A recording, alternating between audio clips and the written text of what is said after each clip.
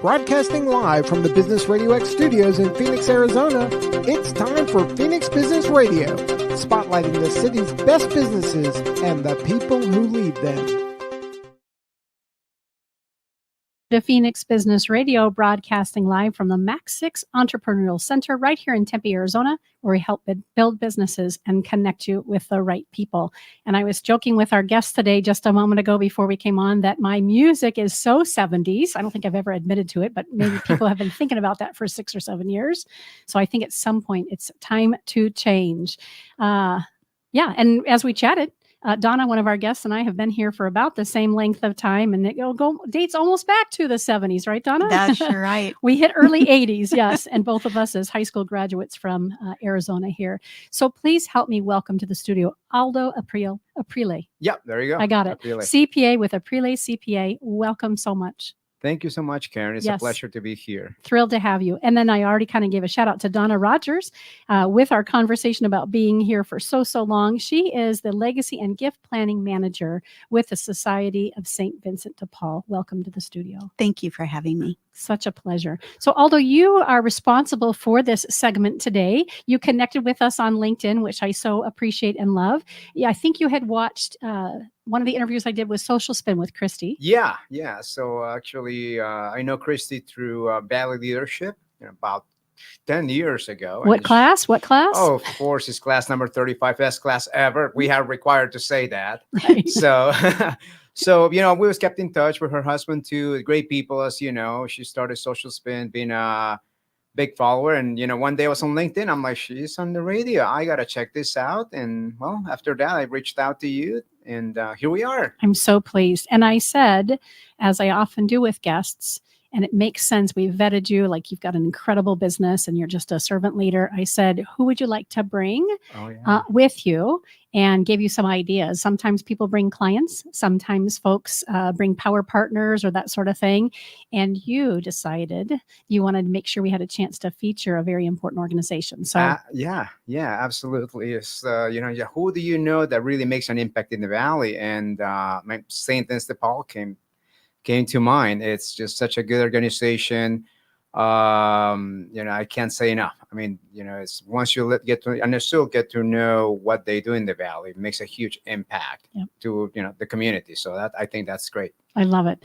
And we've had someone from your organization on, Donna, a couple of times in the last 6 or 7 years, and I learned something new every time. So I'm very excited to have you represent the crew today and share what you're up to recently. So on that note, I would love for each of you to a little bit more in-depth introduce yourselves. Tell us about your role, with your organization, of course, your business, and a little bit how you landed there, and then we'll get into a deeper conversation. So either one of you can start for us. Sure, I'll start first. Rock, paper, scissors, right? There you go. So let's start at the beginning, I guess. I moved to the Valley in 95. I actually finished high school at Shadow Mountain High School. Then I moved on to ASU, got my accounting degree there. And in 2004, I got my CPA license in Arizona. So, oh gosh, it's almost 20 years, realized. And I've been lucky enough to work for large organizations, in the accounting function or whatnot. But really my calling is, working with small businesses. My family is a family of entrepreneurs. So although it's great to work for a corporation, it's got, great benefits or whatnot, I kind of wanted to see what I could do on my own and stuff like that. So I did that for a while, then got roped back into the corporate world. And then I reminded me of why I like to work with small business owners. So here I am, I have a small practice. It's very specialized in regards to, we only work with business owners and help them improve their cash flow, optimize their profits, and try to save money on taxes. That's about it, right? And it's fun to help other businesses really achieve their goals, whatever that may be. I love the clarity that you have. And I knew that there was great clarity about who you're here to serve when I read your bio. Usually I get a bio that's, several paragraphs long. Aldo simply says, an ASU grad who's been in the CPA game since 2004. Yes, that long, he says, has a knack for turning financial gibberish into plain English. He's the go-to for business owners who'd rather not use their financial statements as just coffee coasters. Yes. I love it. And a great sense of humor as well. We had a chance to get to know each other a little bit in a kind of a Zoom call ahead of time to really see if this made sense to have this conversation today. And it's been a great joy to get to know you already. Awesome. Likewise. So Donna, let's have you introduce yourself as well, please. Sure. Well, as we discussed, I've been in Arizona for quite a while. I'm not going to tell you how many years. But just as far as my work background, I worked in the legal field for 23 years. I was a paralegal for a good part of that, and another good part of that, because that's a long time, I did legal marketing. And I just want to say we didn't do television commercials. We did education. So we would go out and talk to potential clients, people that needed information, professionals, to be able to kind of give them some information about the law. And the focus was really on estate planning and elder law. And so in my capacity in legal marketing, I was also invited to sit on many boards of nonprofits. And as I was sitting on the boards, you know how you have that pathway that just leads you to where you need to be? And that's what it did. And as I was sitting there, I go, why am I just on the board? Why aren't I working here? And so I went to a couple of the CEOs that I was on the board with and told them, and within literally, I don't know if it was weeks or months, I got a call. And that's how I shifted careers into nonprofit. Wow. And I will tell you that I wasn't with St. Vincent de Paul. I worked at two others. And when I got to the point about 11 years ago where I decided, I want something that fits a little bit more with me. And St. Vincent de Paul fit the bill. And the truth of it is, one of my co-partners on one of the boards was at St. Vincent de Paul. So that was, I'm telling you, it was a path made to be. And I like what you said about every time you hear about St. Vincent de Paul, you learn something new. I've been there almost 11 years. I'm still learning stuff new. And we're still changing and adapting to be able to help people in need here in Arizona. 11 years is a long time. And the fact that you're still learning new things. I can't imagine that there's anybody listening, but there will be, or watching on LinkedIn, who isn't familiar with your organization. But let's just have you explain it as if someone has fresh heart and fresh ears. Who are you, and who do you help? What mission are you looking to solve? Well, actually, it's really simple. For all the stuff that we do, I have 4 words that can tell you what we do: feed, clothe, house, and heal. And if you need any of those services, we're there for you. But our mission is actually 2-pronged, because not only are we providing services to those who need food, health, clothing, and so forth, but we're also giving the community an opportunity to help, because people out there want to feel like they're making a difference. So we provide the help, and we provide the opportunity to help to the community. That's Super awesome. easy. And I know why you asked Donna to come and join us. That makes great sense. I believe I'm familiar too, Donna, with the beautiful alignment with other organizations that are there, other nonprofits that are there to serve. Can you speak to a little bit about that? Because like you had mentioned, Aldo, with Social Spin and Christy's organization, I can't remember which interview you had listened to. We've had her on a couple of times. She was here with Clipped Art that does haircuts, mobile haircutting, right? Are you familiar with them? No. Okay. But this idea that we can be in alignment with each other, whether we're for profit or not for profit, there's enough business and enough need to go around. So could you speak a little bit to, for those folks listening, they're either serving on a board or they're volunteers for a different organization. If they hear you speak today, where is there alignment for other organizations with St. Vincent de Paul? I would love to do that because one of the big things that St. Vincent de Paul does is collaborate with others. The last thing you want to do is recreate the wheel if someone is already doing very well in a specific area. We'd rather call them in and work side by side to help people than try to recreate everything.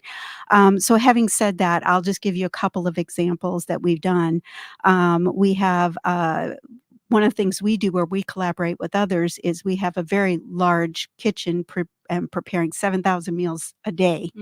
But we not only provide them to our dining room and to the people that we serve, but we have about 20 other nonprofits that are helping people but don't have kitchen facilities. So we prepare and provide the meals to them so they can do their work. So that's one way we do it. Another way we do it on the opposite side is there's certain things that we don't do as an organization, but we know the people we serve need that help. For example, substance abuse, domestic violence. It could be a variety of things that we don't really focus on, but that's when we'll call in colleagues, so to speak, in the nonprofit area to help so we can work together side by side.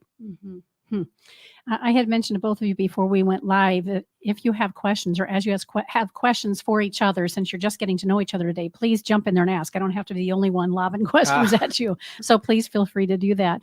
I appreciate that round overview, and I look forward to hearing more. Aldo, let's go back to you and your story. You mentioned that you grew up in a family of entrepreneurs. Yeah.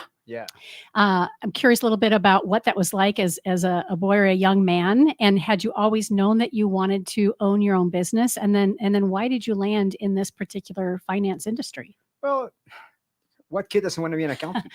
This one. I can't. Listen, I had to teach third grade because beyond third grade, the math was out of my reach. I am not kidding about that. So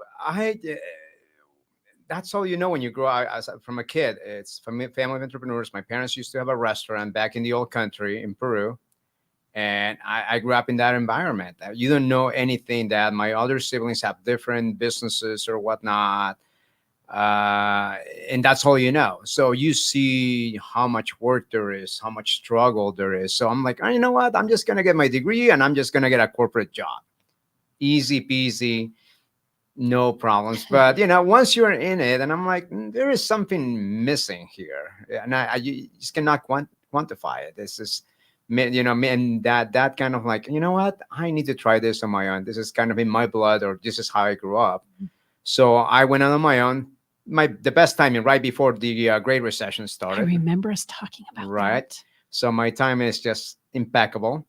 Great learning opportunities, nevertheless. Navigating, when everybody's making money, everything is awesome, and that's great. It's just their learning opportunities are when things don't work out as people expected or whatnot. So that's great opportunity to learn to navigate circumstances that sometimes don't happen in a lifetime, really, right? So that's part of your my tool belt to be able to address situations if that happens again.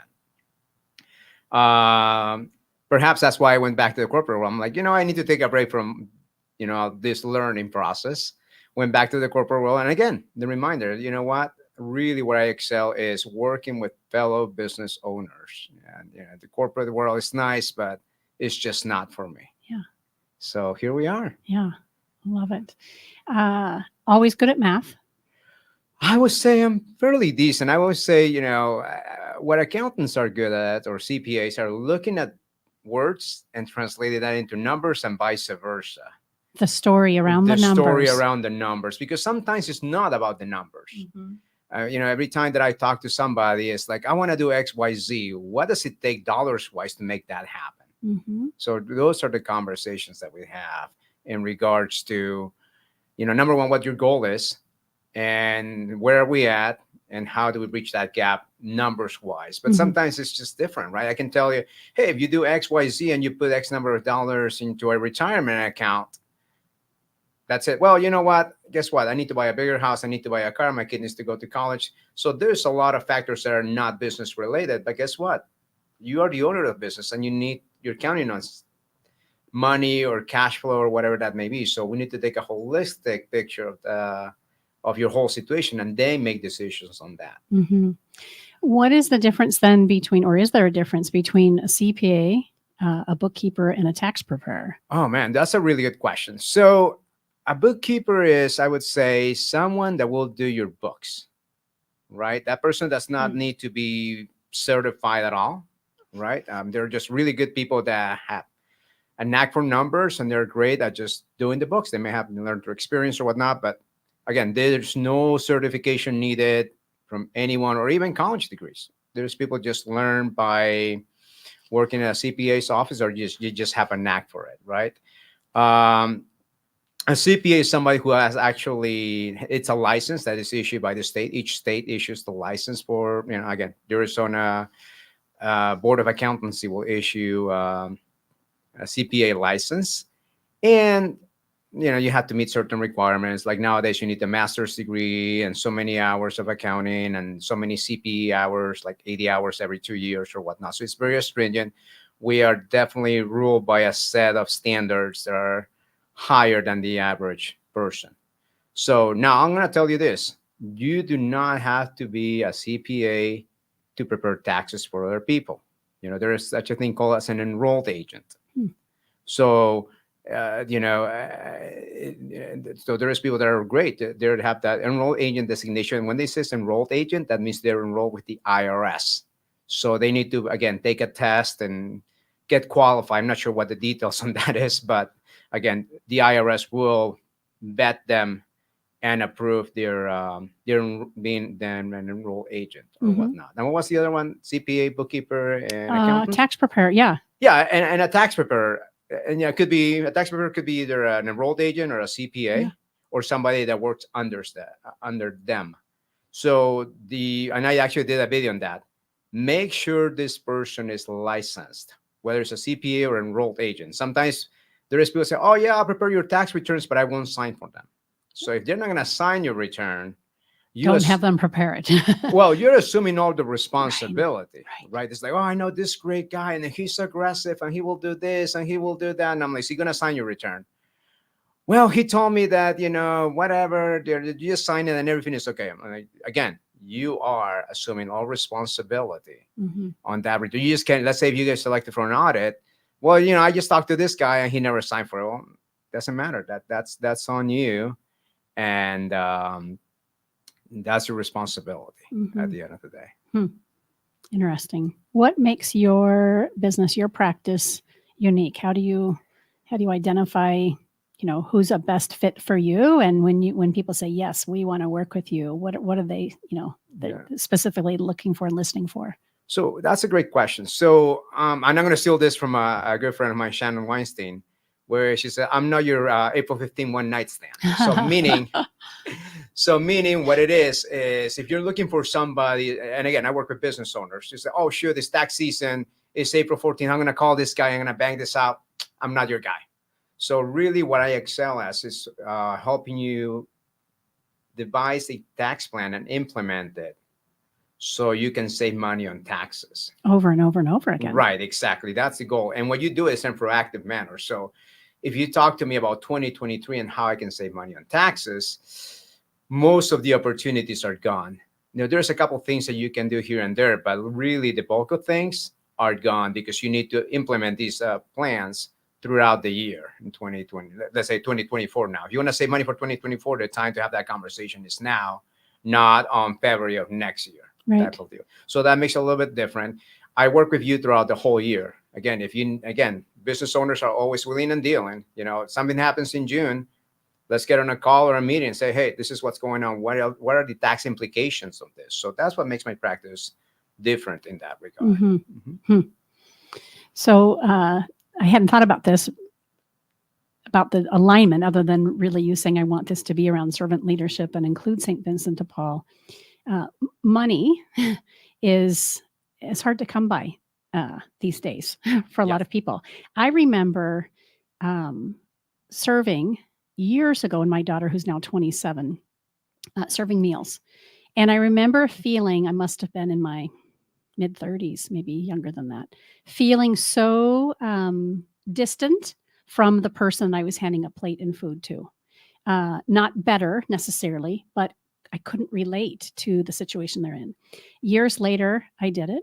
Probably 2 years before COVID, 2 or 3 years for COVID, with my youngest, who's 16, and oh my goodness, eyeball to eyeball, I could see myself in them, especially because I had been through some financial difficulties and challenges over the course of those years, and I thought, I'm one paycheck away from being homeless. I'm one paycheck away from not being able to put food on the table. So I think this is an important conversation around money, especially when we're business owners or even just responsible citizens to manage our money. And of course, the conversation around financial literacy is such a active conversation. And I can tell you that I continue to struggle. I was joking about math, right? It's not really a joke. I have a difficult time with numbers. So all that being said, what have you seen in 11 years, Donna, around the folks that you're serving and the conversations that you're able to help families and individuals through the work that you all do to help them to get back on their feet? So that's one part of the question. I'll come back to the next piece. Well, I would say the first thing we do is listen, because everybody's story is different. How they ended up where they are is a unique story to them. We don't take things for granted. We listen to make sure that all the needs that all the things that led up to them having that need are addressed so they don't fall backward and do the same thing again. Having said that, we serve the whole spectrum. I mean, we serve, I want to call it triage. That's probably not the right word. It's a fantastic word, though. But the idea is they're coming to us, I'm starving. I need something to eat. We feed them. Okay, now let's talk. Why are you hungry? Why don't you have food? Why don't you have a house? I just lost my job, whatever. Like you said, many people are just one paycheck away from being on the street. So we look at all of that. So first of all, we try prevention. So we provide rent and utility assistance so people don't end up on the street. But once they are on the street, then we work with them to find shelter, obviously the basic needs, the whole feed, clothe, house, and heal, and also just workforce readiness so that they can get back on their feet and find their home. And I'll share one quick thing with you that I think is really cool. One of our shelters that we have, it's called Ozenham Manor. And we have this whole wall of folks who have been residents there. And they're all holding something very special. It's a set of keys, and it's the keys to their home. Nice. They were able to make it through with the case manager, find out what was going on in their life that they needed to fix to be able to find their own home. And they have these huge smiles, and they're holding up their keys, and there's a whole wall full of these pictures. So that just in a visual, that tells you exactly what we do. And for years. Yes, many years. Many years. The other thing that I'm thinking about as it relates to money is specifically with your role for St. Vincent de Paul, right? So gifts and donations, and speak a little bit to where the funding comes from and how important it is for folks who have been successful or have that mindset where they want to give back. How does that all work with your organization? Well, anybody can help, first of all. There's never a gift that's too small. And as a matter of fact, when I have people who want to give me a small gift, in their mind is a small gift, and they say, gee, I wish it could be more. My response is, to the person who's getting the meal that is starving, it's everything. So don't ever feel that way. So having said that, we have a lot of different ways you can give. I love the fact that you keep using the term servant leader, because we do have a leadership society, and the name of it is the Servant Leader Society.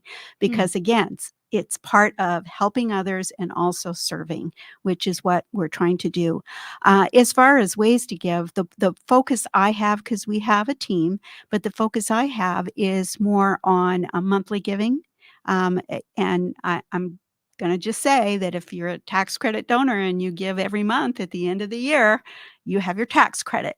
And there you go. The other thing I do, because of my background in legal with estate planning, and elder law. I focus on planned giving. And that's where I have to laugh with you about the license, because I actually have on my monitor at work, it has a tombstone. And on the tombstone, it says, I still can't give tax advice. because what I do is I get people asking me these questions that you should be answering. Right. And I'm like, I have to say, I can give you very general information, but I'm not a tax advisor. I'm not a lawyer. I'm not a CPA. I go down the list.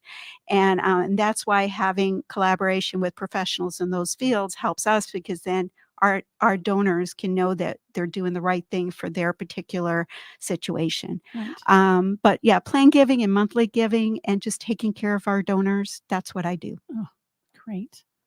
Let's stay on the tax credit piece, because I'd love to hear from Aldo. Yeah. Can anybody take advantage of tax credits, and what is that like? Pretty much anyone that actually has a tax liability. And what that means is not like, oh, I'm going to get a refund on my taxes. Is if you actually have taxable income and you get paying taxes to the state, you can benefit from this tax credit. So the max for 2023, if you're married, filing jointly, is $841, right? And the best news, you can still contribute for 2023 until April 15th of this year.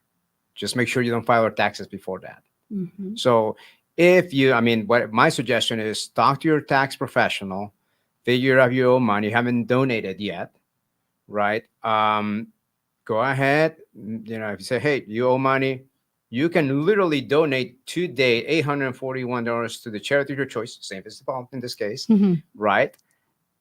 Get that receipt today or tomorrow, give it to your tax professional, finish a tax return, and by the time you get your refund, your credit card bill is going to come. You turn around, you pay it off. And it's a full refund. And it's a full refund of up to $841. Now, if you're not able to use the whole credit, the good news is you can carry that credit for 5 years. I did not know that. Yeah, you can carry it. So again, sometimes if you have the ability at this point in time to give, Mm-hmm. you're able to do that and carry that credit for 5 years. And again, I understand cash is tough on everybody, whether you're an employee or a business owner or whatnot. But especially right now, if you know you're going to owe, it's very easy. Make that contribution because, what I hear a lot of people, perhaps you guys have done the same, or ladies, I apologize, is, what? I feel powerless. We cannot tell the government how to spend our money. This is your opportunity to tell the government how you want your taxes working for you in the community. Donna, I would love to hear what's rattling through your heart and mind. What you just said, you're going to have to pay it, right? Yeah. So if you can either pay it to Arizona and let them decide how to spend it, or you can look at what's near and dear to your heart. And if you have a passion for helping hungry or helping people who are living on the streets, then give it to an organization, St. Vincent de Paul. Right. That's what I get for mentioning it. Right. Give it to an organization that serves something that you can feel really good about your tax money. You're going to pay it anyway. Why not feel good about it? Right. Yeah. And how about what kind of an impact do these tax donations have? What is your experience? I will tell you probably one of the biggest sources of money at St. Vincent de Paul from individuals is because of the tax credit. It's the state's doing something that is very important, because if St. Vincent de Paul wasn't there, the state would be trying to figure out how to help these people. So we do what we do best, and the state gives us the way to be able to fund what we do best. Mm-hmm. Having said that, I can give you, I did bring a cheat sheet because I knew how much could you do with $841. And so just as an example, that would mean 186 meals in our family dining room. And when I say that, it's not just providing a can of corn. It's the preparation of the meals with all the fixing, so to speak, nutritionally done and served. And if you come to our family dining room, you get served restaurant style. We have volunteers who are waiters and waitresses that come up and serve. So that's just for the feeding part of it. But if you wanted to support one of the residents in our Ozana Manor, which is our transitional shelter, the one with the keys I was telling you about, that's $384 for a week. And that provides the shelter, the food, everything that they need to live. Think about what you do in your home. That's what they're doing at Ozana Manor. So think about your expenses. And then another way to put it too is it would be 16 food boxes that we would deliver to families. And if I could just share a little bit about how that model works, because that model was started in 1833. Oh, gosh. And it was started in Paris, France by a lawyer, of all things. Again, that pathway was just there, who was challenged about what to do to help those in need. And he started to gather some of his colleagues and go visit people to find out what they needed. There's a big thing in there called dignity.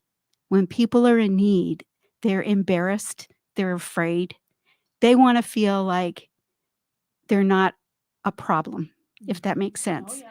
And so our goal is to make sure that we serve them with dignity, which is one of the reasons why we go into the home. And we have about 3,000 volunteers called Vincentians who do that.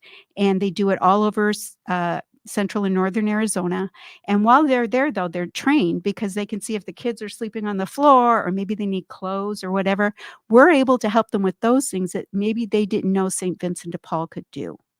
And so that is when we go to visit, we bring a food box. And those are the food boxes that I was talking about. Almost every visit includes a food box and then some. And that's what we do. What great history. Yeah, that's incredible. It has me thinking about a couple of folks. Again, Christy with Social Spin, she really has taught me so much about the dignity gap and really how deserving all of us are for just basic dignity. So thank you for hiding that.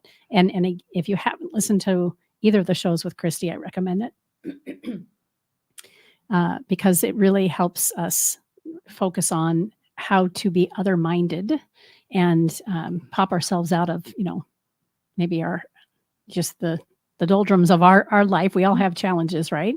But a conversation like today with both of you really helps me think, okay, what else can I be doing, right? The other thing is a friend has written a book called The Dignity Gap.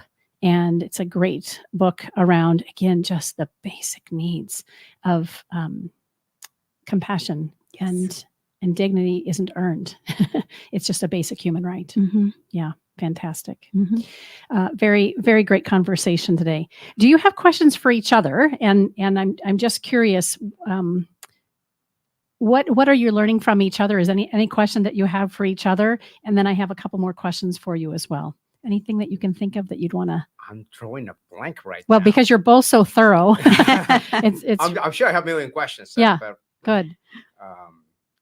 And I love your background too, Donna, because it's fascinating how it kind of this whole conversation around money and being very mindful of it and creating those legacies that you spoke to when you talk about your role specifically with the organization. So again, ask questions of each other if they come up, and no pressure to not do that because I'm very well versed at doing that. I would love, Aldo, for you to talk about for people, business owners specifically, right? The small business owner who maybe there has been in the business for a while or new, and they're realizing and aware that they need to know more about tax liabilities as well as tax advantages and that sort of thing. Do you yourself provide tips, or can you recommend somewhere where folks can go and get information? Yeah, actually, I just started a YouTube channel, so I've been posting fun. videos actually about tax credits. So I'm talking about all the tax credits that are available for Arizona. So if you actually add them up, you could get up to $5,000 in tax credits. So yeah, and you're like, which ones, right? Right. So real quick, there is the QCO, which is a qualified charitable organization.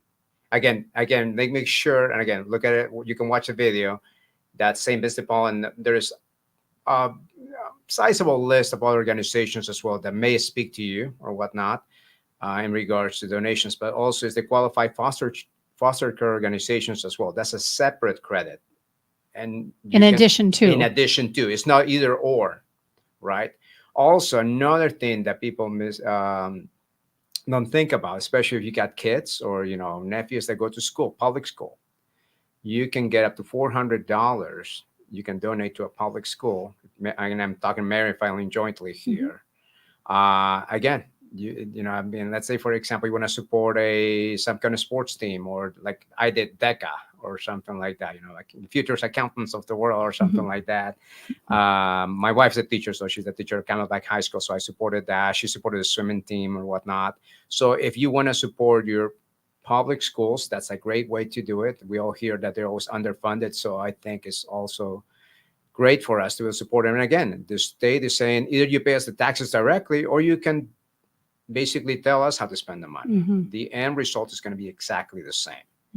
So those three items I just talked to you about are about $2,300 for 2023. You can still make the donation now and take it back to 2023, right? So that's $2,300. The other $2,600 and change is going to come to donations to STOs, which are school tuition organizations. So basically what that is are donations to organizations that basically get the money, the donations, and they distribute that in the form of scholarships or whatnot for private schools. So like usually they're low-income individuals or have some kind of disability or whatnot, and you can get like $2,600. Now, you as a business owner can do it. That's going to be all at the personal level. Or if you're a W-2 person, a standard employee, you can take advantage of that. So on top of that, business owners can get additional credits when you donate to an STO, especially if you're an S Corp. So that one is a little bit different. There's not a limit definition per se. You have to go through a process. You have to apply for it. There is a pool of money that needs to be used up, et cetera, et cetera, et cetera. But I think, again, that's a great vehicle where if that speaks to you or like you want to support a type of organization, it's a great way for you to get a sizable tax credit if you do it right through your S corporation. So, but again, I'm posting a bunch of videos out there about basics and stuff like that. You can check it out. Aprile CPA at YouTube. Yeah. Helpful. I'm glad I asked. There you go. Let's talk, Donna, time, treasure, and talent. Right? How can our listeners, because most of them are business owners or entrepreneurs, how can they get involved? You alluded to earlier, it isn't really only just about donating. Right. That's a big portion of it. But how else do you encourage our listeners and viewers to get involved? Oh, there's a whole bunch of ways. Obviously, they could volunteer. I know that in some cases, because they're working, the workday may not work out for them. But if they're doing any kind of team building within their business, grab a bunch of people. What a wonderful way to build camaraderie between coworkers, that to stand next to each other serving others.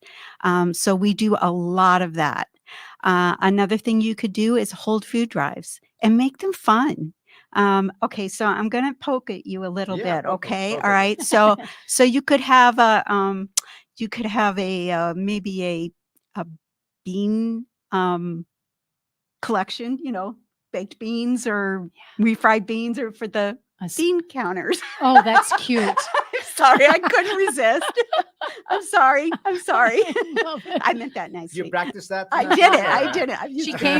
She came loaded and prepared. That's the notes. I can see that. I thought it was in my notes. Yeah. No, but I mean, you could do different things like that to make it fun. Yes. Looking for high protein foods. But not only that, what I tell people when I bring them on tours, and we always invite them to come down for our tours, is a team building thing too, is that think about when you go to the grocery store, what do you buy? I mean, you don't just buy milk and bread. You buy all kinds of things. It could be toiletries. It could be anything. Well, everybody that's in need buys the same things. So have all kinds of drives. Have food drives. Have clothing drives, socks, shoes. I mean, it doesn't stop. If you use it, they need it. Yeah. So that's just one way to think about it. A thought as you're saying that, I'm a solopreneur. Serve a lot of businesses and a lot of executive leaders. And although you're in business for yourself as well. Right. So does it make, like somebody, myself, it wouldn't have to be my team specifically. No, you could come down. Yeah. And involve my clients and the community and that sort of You thing. could bring your clients down. What I would suggest is I always tell people they need to come down for a tour first, because then they can look at all the different things that we do, because there is so much. And maybe something will just strike them as they're going through the tour and say, that's where I want to volunteer. And then we could go back and we have a whole volunteer services group that will schedule a time that not only does what you want to do, but where you want to do it and when you want to do it and how often you want to do it. So we again, because that second half of the mission is trying to make it so that you can fulfill your needs to help others. So that's what we do. So it can be anybody, and we even have a volunteer event. I think it's once a month. It's called Hearts and Hands, because we'll get a lot of people saying, how young can my kids be to volunteer? Right. And obviously at certain places they can't volunteer because they're too young. So we established Hearts and Hands, where families can come, little ones too. They might put labels on water bottles that we hand out. They might, just write little notes to put on the beds at our shelter. Little things like that they can do, and do it as a family. So anybody, Girl Scouts, boys troops, everything. Yeah. Just Highly come on down. encouraged. Yeah. I love that you had mentioned, Aldo, early on in our conversation, that when we were talking about taxes and the opportunity to save and to give, it has to be heartfelt. It has to be something that resonates with us, right? Not unlike you going into business for yourself and the role that you chose, the path that you chose. When we are in a place of giving, there's always somewhere and someone who needs us. And you've given a lot of great examples. So thank you for that. Oh, pleasure. Yeah. Are there any pressing needs, Donna, right now that St. Vincent de Paul is focusing on? Yes, and I'm really glad you asked that, because we are seeing that the issue in the Valley, and I'm sure in other parts of Arizona as well, is people finding themselves on the streets. And that's growing. And, as they move people away from one little camp, so to speak, that they have, where are they going to go? They have no place else to go. So they go camp somewhere else, and then they get moved out of there and so forth. So homelessness is an issue that we're looking at. And so we have a few initiatives that we're working on right now. One of them is to house 2,025 people by 2025. And this is another cheat sheet thing, because I wanted to look up to see how far we are to that goal. And we're at 1,289 right now. And it's February. And February. Well, this started last year, so I don't want to misspeak, but Okay. it started last year.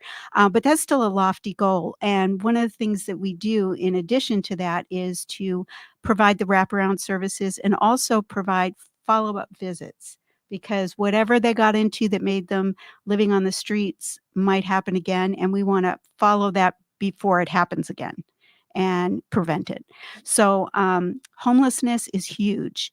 And we are building a second Ozanam Manor, which should be opening, I think, this spring or summer. That'll the first one houses 60 beds. The second one's going to have 100 beds. And then we're opening yet another one that's going to have about 71 beds.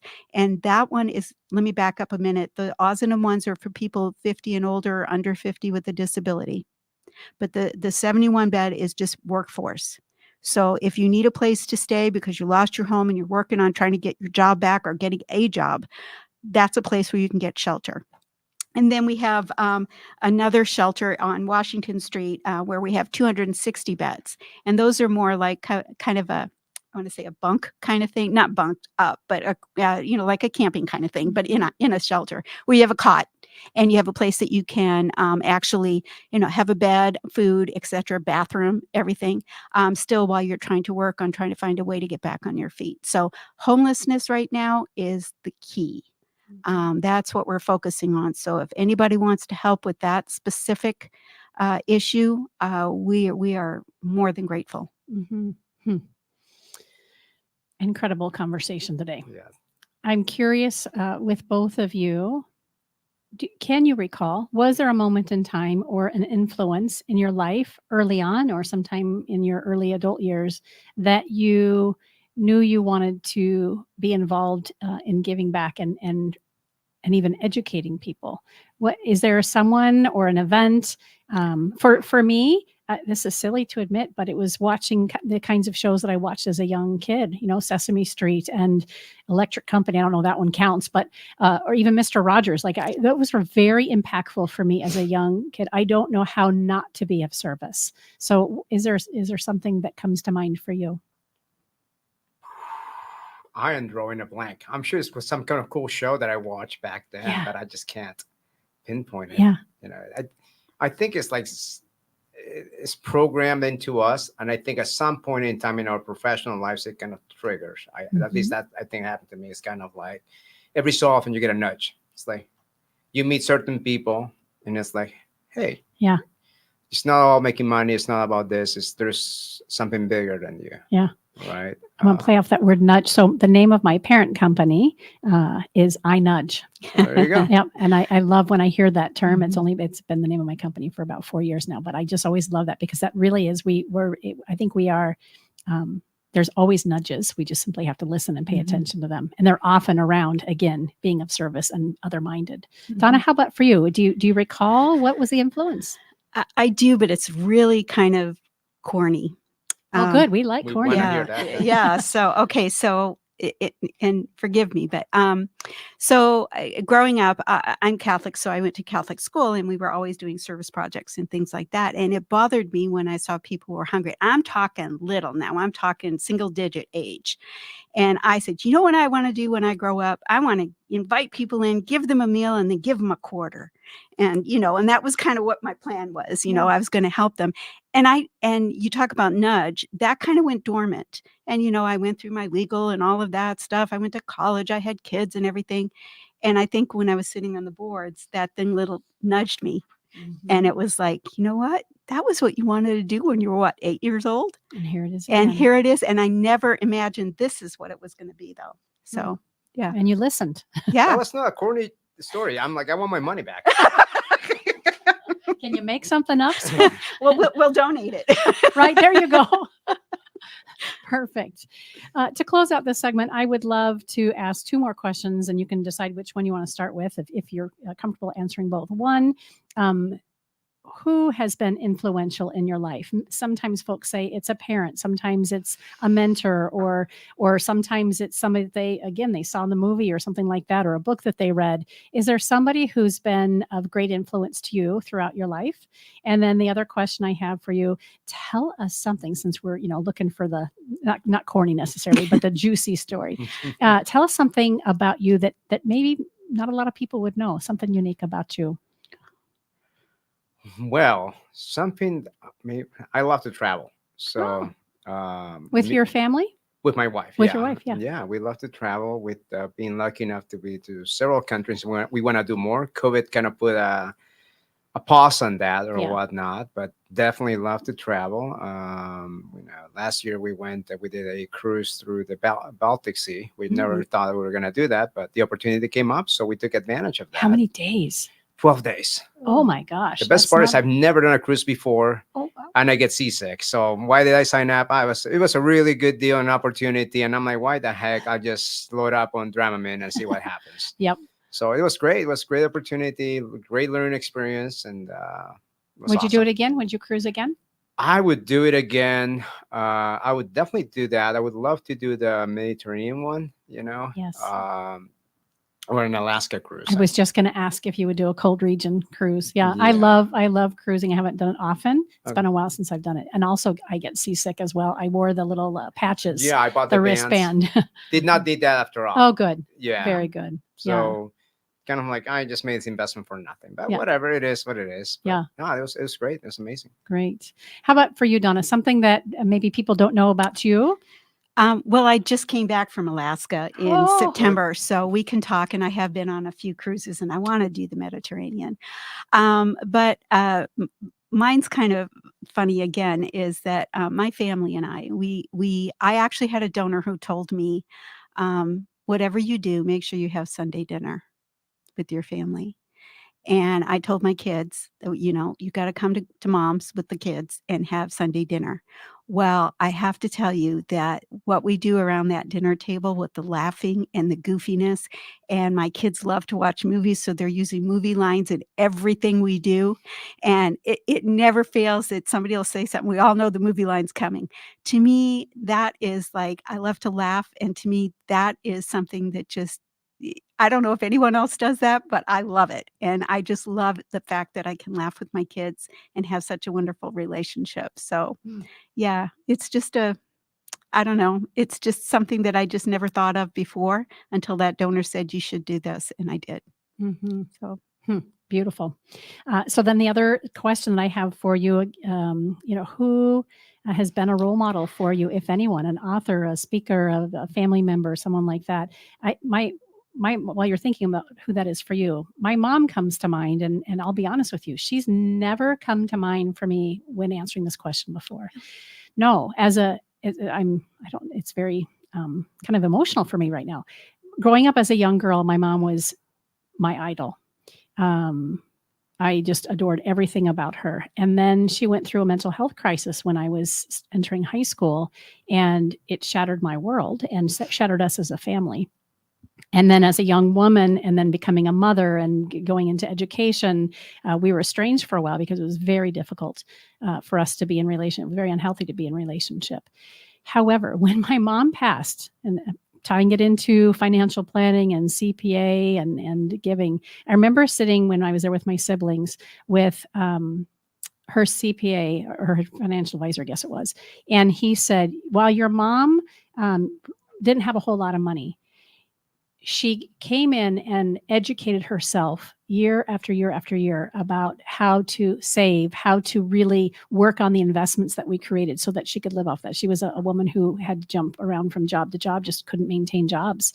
So it's fascinating. When I asked that question, I thought, well, I should probably have someone in mind. And I typically have a couple go-tos when I'm asked those questions in different environments. Never thought of my mom before. So for whatever reason, thank you for for inspiring that. But she is why I think I'm a great mom and a great parent. And I do remember one thing she said to me when I was in high school, and I'll never forget it. Be kind to everyone. You never know who you're going to run into down the road, or who might need you, or somebody might be there to help you. So if you're kind to everybody and not just running in that same circle all the time, your life will be rich and rewarding. And that's the one piece of advice that really stuck with my mom. And it's a thread that runs through my whole life. So there we go. It doesn't have to be as long-winded as me, but is there someone in your life that has been somebody either or someone that you've admired that's been instrumental? Either of you? I would say my family. It's entrepreneurs inspired, like the challenge that they've gone through, and still be able to be resilient and roll up your sleeves and continue going for what you want. The work ethic, it's inspiring. I mean, life doesn't really. It never goes like this, right? It's always like this. Sometimes you really go to that one. Is how do you pick yourself back up, and it's that ability to get back up and continue the fight. So that's what inspires me. I love it. And that entrepreneurial journey, you and I know, it's full of dips and valleys and peaks and everything in between. And they say that being an entrepreneur, a business owner, is the greatest discovery of self that you'll ever have, because you got to look at yourself square in the mirror and peek behind the corner to make sure you get to the next level and do what you want to do. Yeah, I would agree. Yeah. Especially sidebar is like I've talked to people. I have a lot of restaurant experience in regards to growing up in a restaurant, but also like helping people with like stuff like that. And I'm like, this is opening a restaurant is a labor of love. If you can make money at it, it's great, but don't go into it's like, oh, I got this great restaurant, I'm gonna make a boatload of money and this and that. And I'm like, nah, this is a labor of love first and foremost. You gotta live it and breathe that restaurant, thinking about recipes and stuff like that. If you're looking for a 9-to-5 on a restaurant, it's very seldom that you see that. I've seen a couple people do it, but most people, Yeah. It's your lives. Yeah. So, I love how that ties back to what Donna, you had shared around Sunday meals with your family, right? Food is the way that we gather. And again, that ties back to the way that St. Vincent de Paul, one of the ways that you guys are of service, especially with that family dining room and its restaurant style. How about for you? Who has been instrumental for you? Well, there's been a lot of people. I'm very strong, or hope to be strong in my faith. But I would say that of all the people I think about, it's my mom too.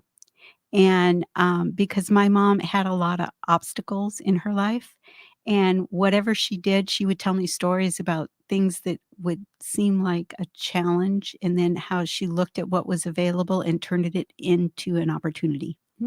And it was like, I think from that, when I have something that's difficult, I take a step back and go, how can we make this right? How can we fix this? Which, I don't work directly with the people that we serve at St. Vincent de Paul, but I see how that potential is there, because there's always a way to make it work. And so I have a picture of my mom, a little one, just a snapshot, which is pretty funny because she was older when she had me, and she's sitting on a motorcycle circa 1940. Anyway, I won't go into detail, but but it is a pretty funny picture. Come for a tour and I'll show you the picture. And you could just see she was like, I'm not going to let anything get in my way. I'm going to do it. And I don't care what the challenge is. Bring it on. I'll fix it. And that's the way she was. And I kind of hope I have a little bit of that. So just based on what you share today, I'm confident that you do. It really has been a great pleasure to get to know both of you, and of course your business and your organization. Thank you again, Aldo, for accepting the invitation to come, and thinking to bring Donna. Thank you, Karen. It's been a pleasure. Absolutely. thank you for inviting me, both of you. You bet. Before we close out the segment, if you could let our listeners and viewers know the website, or where it's best to stay in touch, and how they can come, at least in your case, to come for a tour. Yes. Can I give a website and a phone number? Absolutely. Okay. So our website is stvincentdepaul.net, and it's stvincentdepaul.net. And if you go on there, there is a plethora of information that'll tell you about volunteering services, everything you want to do, including donating. But if you'd like to talk to me for your last minute tax credit donation, or if there's anything else that you would like to talk about as far as plan giving, I'm not a tax preparer, but I would be more than happy to talk to you. And my phone number is 602-261-6884. Perfect. And on social, you guys are on social as well. Yeah, and I think we have that information for you, but I don't have that. Okay. We are on LinkedIn, we're on everything. And Facebook. it's super easy to find. If you go to the website, oftentimes there's the little little icons. Yep. Great. How about you, Aldo? Well, the best way to get a hold of me in social media is going to be Aprile CPA. So just my last name, Aprile, then CPA. Just look me up. On LinkedIn, my full name is Aldo Aprile, so CPA, and people can find me. If I also have a website with Aprile CPA And YouTube. and YouTube channel as well. I love that. Right, and if you really are looking for somebody to look at your business or whatnot, you can send me a text at 602-842-1777. Does that just start with a basic conversation for our listeners and viewers who are like, I feel like I could gel with you and I really could learn a lot? Do they just reach out and say, hey, let's just have a conversation? Yeah, absolutely. What we can do is just, whether you send me a text or through social media, we'll send you a link so we can do a discovery call, find out what your needs are and see if we're a good fit. Because to me, that's what the most important thing is. It's about the fit. Yeah. I remember you sharing with me when we got to know each other in our kind of intro call. You said you're not looking to serve everyone and have great volume. We're really looking to partner and run alongside folks year after year so that they can experience that success and be in the know when it comes to all the things that you're knowledgeable about. Correct. Yeah. Very good. Well, again, thank you both for being here. It's been a pleasure. You've been listening to Phoenix Business Radio, broadcasting live from the Max 6 Entrepreneurial Center right here in Tempe, Arizona, where we help build businesses and connect you with the right people. Some media leans left, some lean right, and we lean business. Until next time, I'm Karen Nowicki. Thanks for listening.